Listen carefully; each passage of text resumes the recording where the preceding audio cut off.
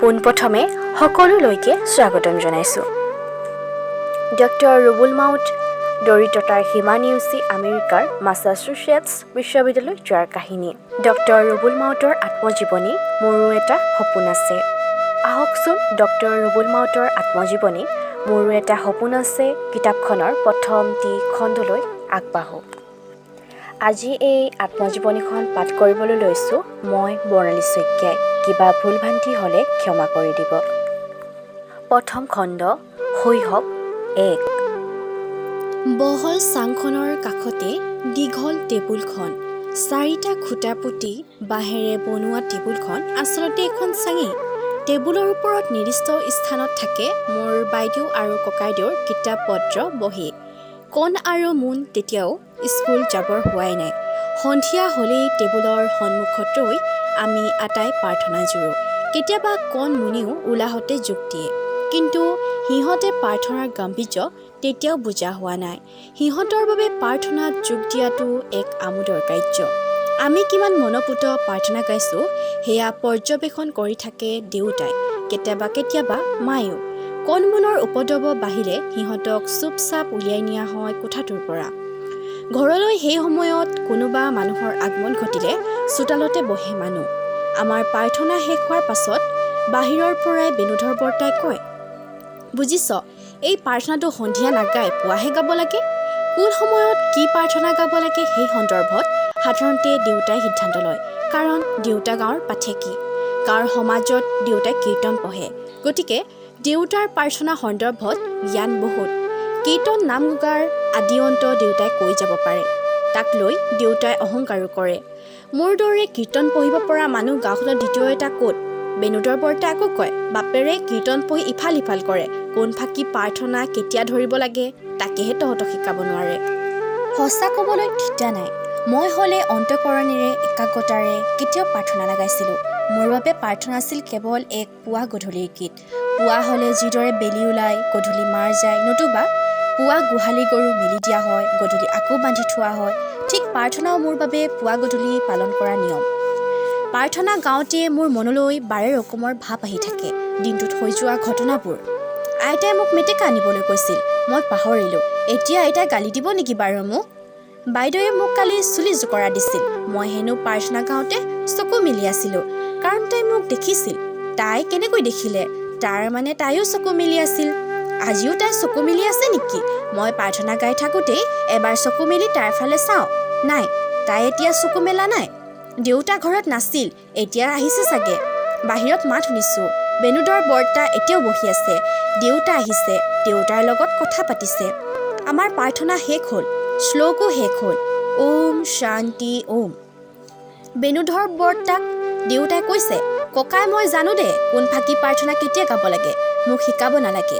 দেউতাৰ ফিতা সিমৰা কথা। বৰ্তাই কথাটো ভাল নাপালে, সেয়েহে উঠি গুচি গ'ল। আমাৰ সন্ধিয়াবোৰ এনেকৈ আৰম্ভ হয়। দীঘল বাঁহৰ টেবুলখনৰ এটা মূৰত মই বহি লওঁ। আমি শোৱা চাংখনত। মোৰ কাষতে বহে ককাইদেউ। মই আৰু ককায়ে একেটা চাকিৰ পোহৰতে পঢ়োঁ। বাইদেউ নিলগাই বহে। তাই নিজাববীয়াকৈ এটা চাকি লয়। আমি যিমান জোৰেৰে পাৰি সিমান জোৰেৰে চিঞৰি পঢ়োঁ। কেতিয়াবা দেউতাই ভুমুকি মাৰি চায়, কেতিয়াবা মায়েও। আইতা সাধাৰণতে এইটো কোঠালৈ নাহে। আহিলেও আইতাই কিতাপৰ ভুভা নাপায়। মায়ে বৰঘৰত ভাতৰ চৰু ধৰেগৈ। আইতাই জুইশালত বহে, দেউতাই ইফাল সিফাল কৰি থাকে। আমি যে মনপুতি পঢ়োঁ সেয়াও নহয়। বাইদেৱে হেনো লগৰ এজনীৰ পৰা বহী এখন আনিছে আৰু বহীখন চাই চাই নিজৰ বহীত কিবা লিখি আছে। এসময়ত তাই নিজৰ কিতাপ বহীৰ মাজত কিবা এটা খুচৰিছে। এনেদৰে খুচৰি থাকোঁতে কিতাপ এখন বাগৰি আহি চাকিত পৰিলহি। চাকি নুমাল, ভাগ্যে তেল নপৰিল। তাই আমাৰ কাষলৈ আহি চাকিটো আকৌ জ্বলালে। জ্বলাবলৈ আহোঁতেই তাই দেখিলে যে ককাইদেউৱে কাঠপেঞ্চিলেৰে বহীত লিখি আছে। বাইদেৱে সুধিলে, কলম কি কৰিলি? কলম নাই, কলম হেৰাল। হেৰাল? যোৱা সপ্তাহতহে কিনিছিলি, কেনেকৈ হেৰুৱালি? নাজানো, স্কুলৰ পৰা আহোঁতেই বাটত ক'ৰবাত পৰিল। তোৰ উৎপাত বাঢ়িছে, মাক কম। আচলতে আজি ককাইদেউ স্কুলৰ পৰা আহোঁতে বাটত তাক ল'ৰাকেইটামানে জোকাৰিছিল। তোৰ বাইৰক দিবি মোলৈ। তাৰ ভীষণ খং উঠিছিল। সি পিছে পিছে খেদি গৈছিল। এইদৰে দৌৰি যাওঁতে ক'ত কলম পৰি থাকি আহিল সি গমকে নাপায়। হ'লেও সিটো নিজৰ খাতিৰত কলম হেৰুওৱা নাই, সি বাইদেউৰ খাতিৰতহে কলম হেৰুৱালে। অথচ এতিয়া তাই কৈছে মাক কম। কেতিয়াবা দেউতাই আহি ভুমুকি মাৰি চায়, কেতিয়াবা মায়েও চায়। মায়ে কাঢ়া মাতেৰে কয়, তহঁতে পঢ়িছনে নে নিহপালি দি শুইছ? মা আকৌ বৰ ঘৰলৈ গুচি যায়। অলপ পাছত ভাত খাবৰ হয়। মায়ে আহি মাতেহি, ল'ৰাহঁত ভাত খাবি টোপনিয়াই থাকিব নালাগে। আমি কিতাপ বহি জপাই হাতত চাকি লৈ হুৰ হুৰকৈ ভাত খোৱা ঘৰলৈ দৌৰোঁ। ভাত খোৱা কোঠাত জুহালৰ একাষে দেউতা বহি থাকে পীৰা এখনত, অন্য কাষত আইতা বহি থাকে ধৰা এখনত। মা বা সৰু পেহীয়ে খেৰৰ সোপা এটাৰে জুহালৰ মজিয়াখন সাৰে। পিতলৰ ঘটিত পানী এচলুৰে আইতা দেউতাই ভাত খাব লগা ঠাইখিনি মচি দিয়ে। তাৰ পাছত চাৰিওফালে পীৰা পাৰি দিয়ে। মায়ে কাঁহীত বহা ভাত আগবঢ়াই দিয়ে। আমি আটায়ে খাওঁ। খাবৰ পৰত দেউতাই নীতি শিক্ষা দিয়ে। খোৱাৰো নিয়ম থাকে। খোৱাৰ সময়ত কথা ক'ব নাপায়। ইমান খৰকৈ খোৱাটো বেয়া অভ্যাস। আইতাই কয়, ধীৰে সুস্থিৰে খাচোন, গোটেই ৰাতিটো আছে। ৰাতিটো? ক'ত ৰাতিটো আছে? আমাৰ টোপনি ধৰা নাই। কেতিয়াবা মোৰ খোৱাৰ তলিতে টোপনি ধৰে। দেউতাই জোৰেৰে ঐ বুলি চিঞৰি দিলে মোৰ টোপনি ভাঙে। দেউতাই টেলেকাকৈ চায়। মায়ে পৰিস্থিতিটো পাতলাবলৈ কয়, দিনটো দৌৰি ফুৰ, সেয়েহে টোপনি ধৰিছে। তাৰ পাছত আমাৰ ফালে লক্ষ্য কৰি কয়, বেগাই খা আৰু শুগৈ যা। শুমগৈ। ক'ত শুম আজি? তেতিয়া আমাৰ ককাই ভাইৰ মাজত হোৱা যুঁজসমূহৰ ভিতৰত শোৱাৰ যুদ্ধখনেই আছিল আটাইতকৈ স্মৰণীয়। কোনখন চাঙত কাৰ লগত কোন হ'ব সেইটো আছিল আমাৰ বাবে সৰ্বাধিক চিন্তনীয় বিষয়।